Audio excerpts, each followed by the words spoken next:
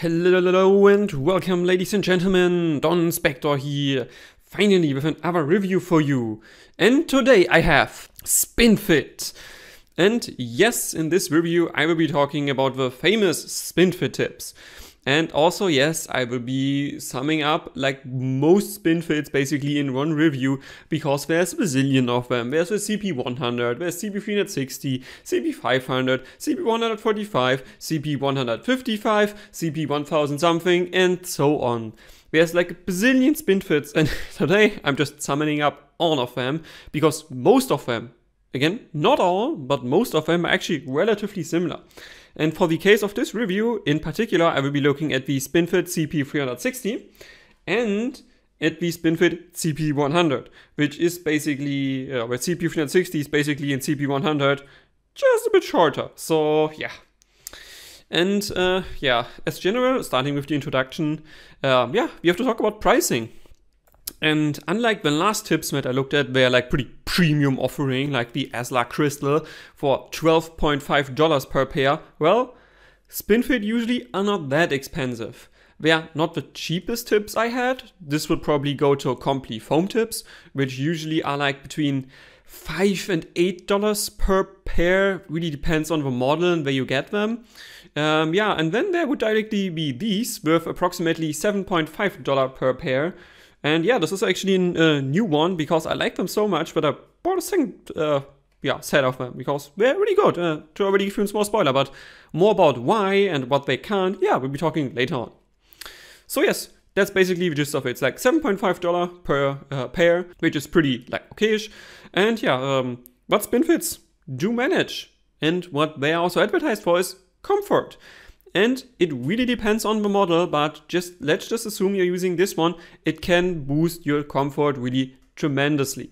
Most of these Spinfits use and I'm quote the advertisement here, ISO 10993 certified medical grade silicone.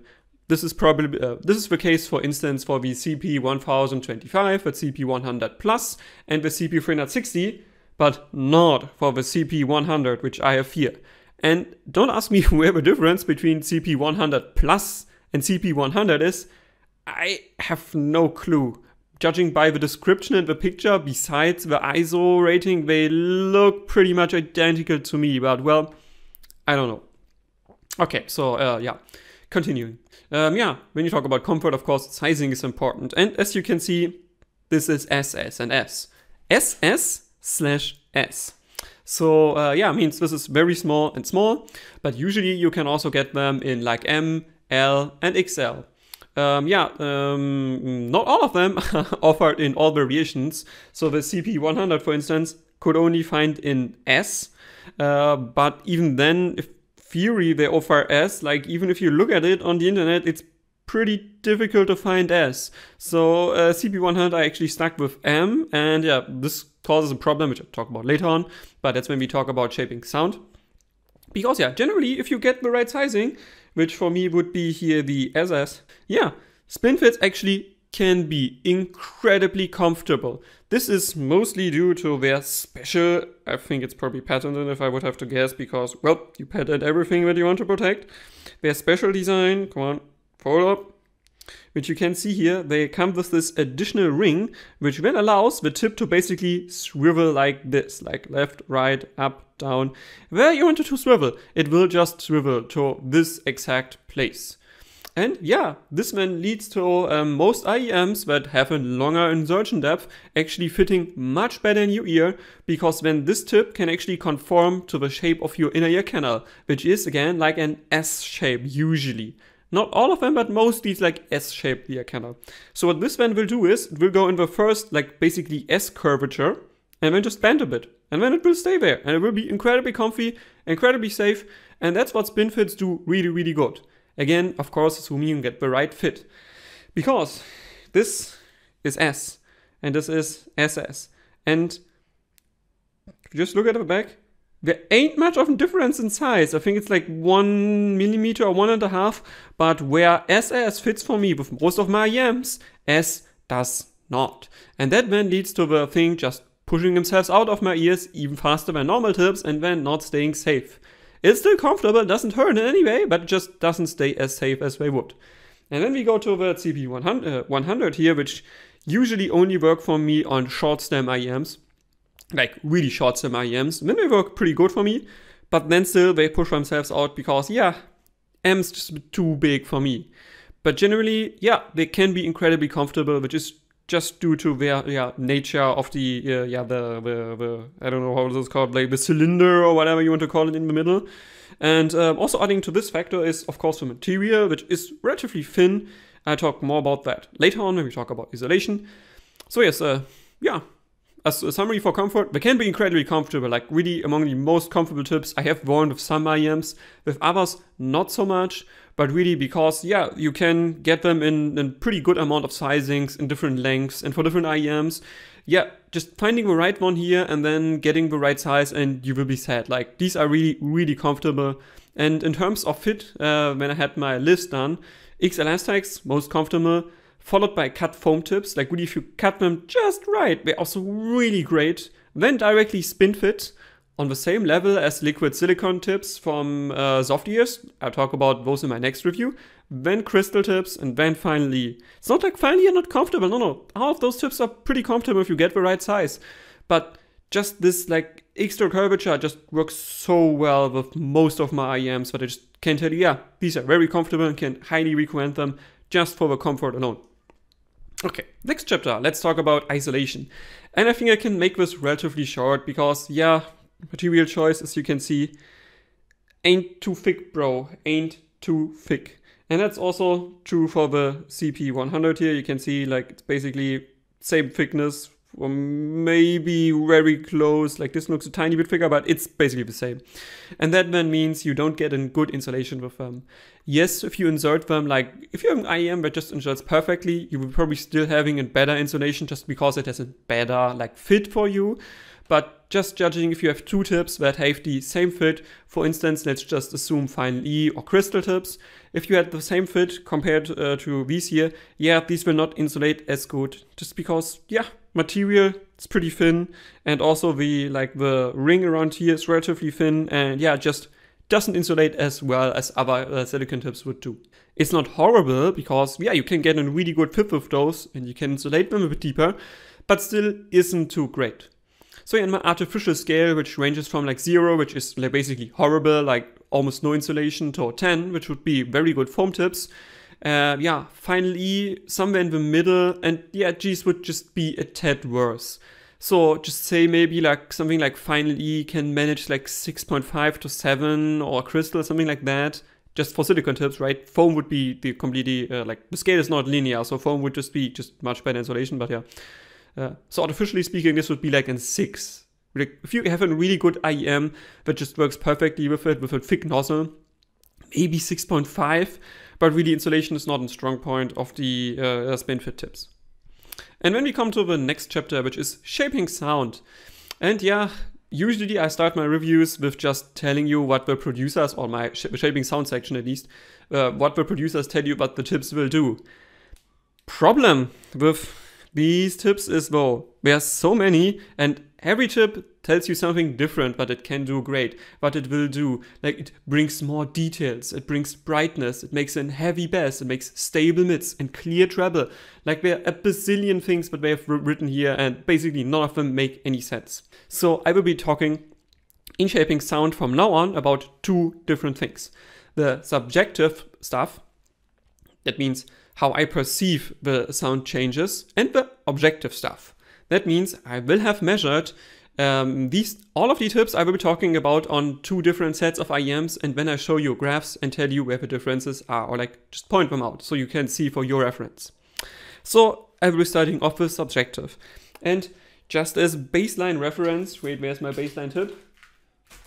Baseline tip did roll away. Okay, that's not nice. Yeah, so I have to just talk to you, and I cannot show you. My baseline tip is usually a relatively medium wide bore tip. And these Spinfits basically just a bit smaller than medium wide bore. It's really just a bit like 0.5 millimeter or millimeter or so. So that means in my subjective hearing, they don't really do anything different from my reference tips. You don't get better bass, you don't get better mids, you don't get better treble, you don't get worse treble for that matter either. It just is relatively similar to what I have experienced with my reference tips. In particular would be interesting because most smaller board tips tend to at least reduce the treble a bit, and this I cannot confirm. With most of my IEMs where I threw them on, I couldn't hear any difference, and yeah, this would be, I just will name a few here, the DQ6, the D10, variations, H40, A7, T2 plus, T2, like it doesn't really matter, like I couldn't hear much of a difference whatsoever. So this means they are relatively close to my reference target with like a medium wide borosilicon tips. And that's a good thing, because for me at least, I like a bit brighter shifted sound, and that's exactly what medium wide board tips do. They are not like really wide board tips, which usually tend to boost treble a bit more, but give you more soundstage. So these are just mostly similar to medium wide board tips, like really not much of a difference in terms of sound to me. So yes, that's subjective. Let's talk about objective stuff.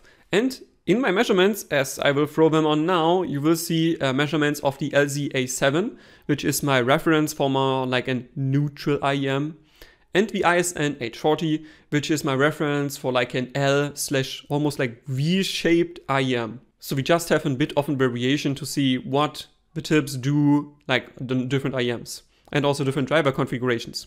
So yeah, let's first look at the H40, and here, as you can see, you don't really see a difference between wide board tips or really wide board tips and the Spinfit tips. Like maybe you can talk about like really nuanced, like 1 decibel or less than 1 decibel, but really there isn't much of a difference overall.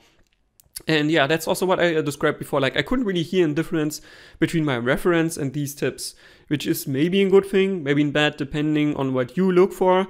But for me, that's a good thing. However, if we go to the A7, which I will be throwing on now, well, who would have guessed? Like Spinfits actually do reduce treble a bit. So we do see in recession from 6.5 to 10K.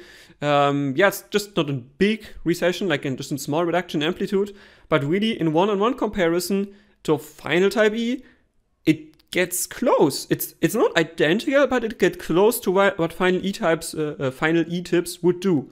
And this is also, I think, before that I will tell you about sound. Yes, Spinfit can reduce treble, but no, they absolutely don't have to do. It really depends on the IEM, its insertion depth, and maybe the driver configuration. So yeah, let's throw it away, the takeaway here from shaping sound. Okay, then last chapter before we come to the verdict, additional factors. And here I just have 2. The first one, Spinfits, let me just show them to you. This silicone is not too sticky. It's not too slippery either, it's like somewhere in the middle, but it's really easy to clean. You just wash them with warm water and it will be fine. But because this is just regular silicone, you can also use soap with them, absolutely no problem. Just wash them and it will be okay. Also, after using them for quite some time, let me get SS on, for instance, the variations, well, it does widen a bit, but it's really not as bad as with the XLR stacks, for instance. So really just flopping these on your IEMs, even with wider nozzles, totally okay. They will stay on there, they expand quite a bit, but once you put them off again, they just go back to somewhere close to original shape. Totally no problem. And yeah, the last one I'll be talking about is, I think the biggest complaint I have with Spinfits. If you don't get the right sizing, and I mean really the right sizing, like between SS and S, right, just millimeter or so difference, these create an air gap in your ears, and that will then lead to a really hollow sound. And I can tell you this also depends on insertion depth. That's why CP100 might not work for you on some IEMs, and you need to get the CP360 version. So really, this will just ruin the sound because it really just hollows it. I assume it creates a dip somewhere in the bass region, but I'm not entirely sure. I can't measure it on my coupler because, yeah, like it doesn't, like, it just can't get an air gap on there. So really, you just have to get the exact right tip for you with the right length and the right diameter. Otherwise, you will get an air gap and that will hollow out your sound horribly. And that's a big factor. Like, that's something you really need to watch out for when looking for Spinfits.